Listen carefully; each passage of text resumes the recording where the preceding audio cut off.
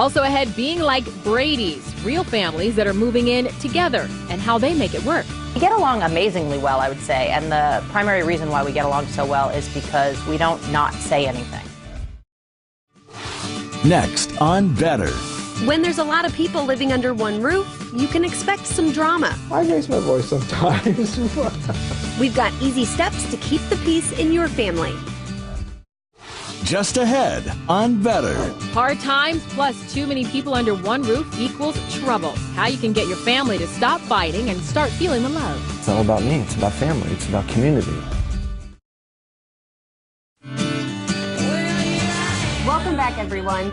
Boy, we've been having a lot of fun today. We already caught up with Steven Tyler about his new American Idol gig and a little flirtatious with Audra here. We also spoke with Bravo reality star Tabitha Coffey about her rise as a businesswoman, even despite the tough economy. See, it's a tough economy. Girls got to have some fun. Bring Steven Tyler in there. Also, talking about a tough economy, a lot of people are finding some new ways to deal with less money, and that means a lot of families are getting creative. They're doubling up at home. But of course, when more people are added to the mix at the house, getting along can really become a problem. Well, Leslie met up with one family. You have to see this. They definitely worked hard to keep the peace.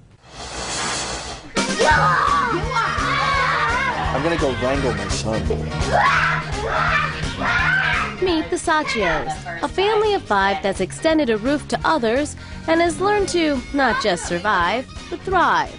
I live here, and my husband Michael Sacchio, and our children Sophie Sacchio, Sage Sacchio, Shane Sacchio, our live-in au pair Yvette Kojic, and the godfather to our children Eric Stephen Jacobs, and then we have our Yorkie Izzy.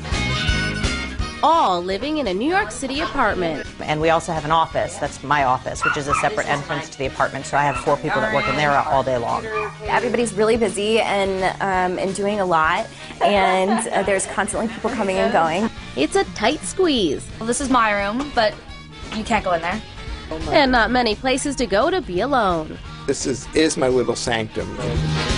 I've been in this house alone once my whole life. They definitely fight, but it doesn't last more than, like 10 minutes. The people that are surprised by it are people that fight a lot. They can't imagine, like, how could it be possible not to fight? I raise my voice sometimes.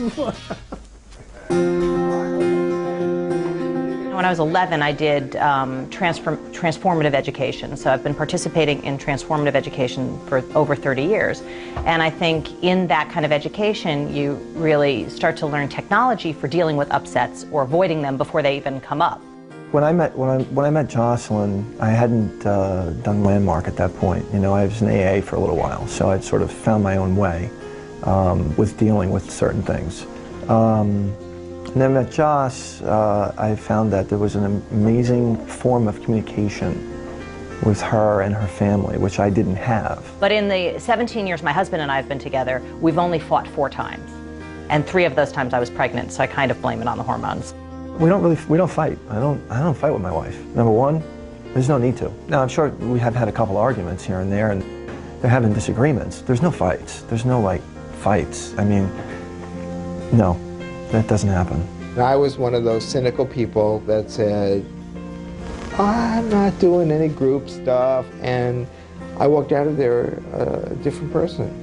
We get along amazingly well, I would say, and the primary reason why we get along so well is because we don't not say anything.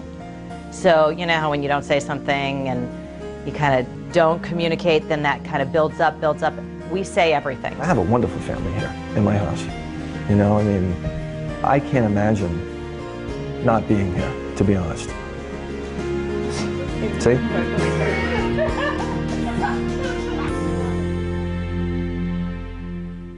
That was funny, like the dad's reaction. Well, not all families are as blissful. A large household can be a very stressful situation. That's why we have David Cunningham from Landmark Education.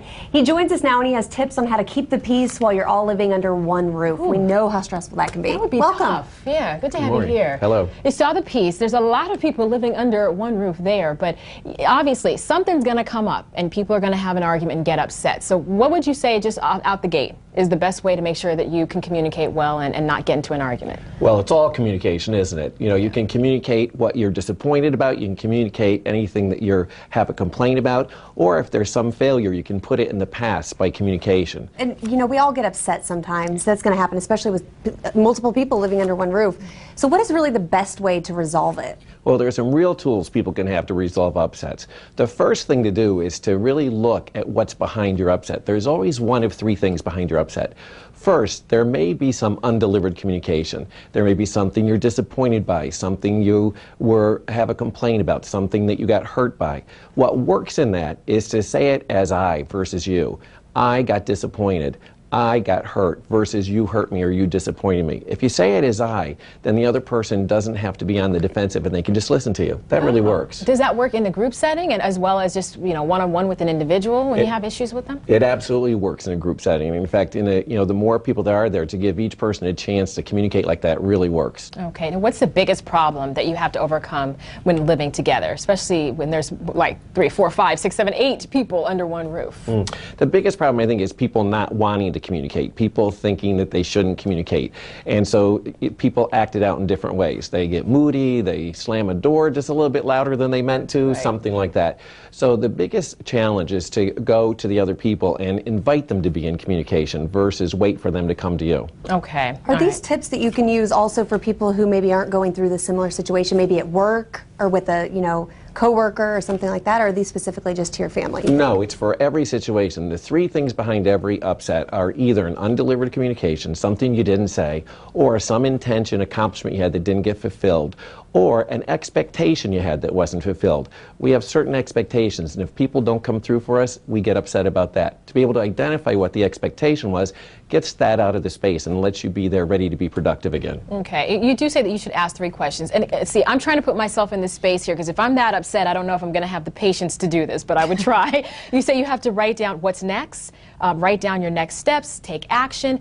Is someone that's really that upset and you're living under a roof with all these people really going to be able to take the time out to do something like that? Or is it better to just get it out in the open and deal with it right there on the spot? Well, if you're right there with the people on the spot, I would just get it out. But I would start again by saying, okay, what was my expectation, or what did I want to accomplish, or what am I not saying? Just start right there.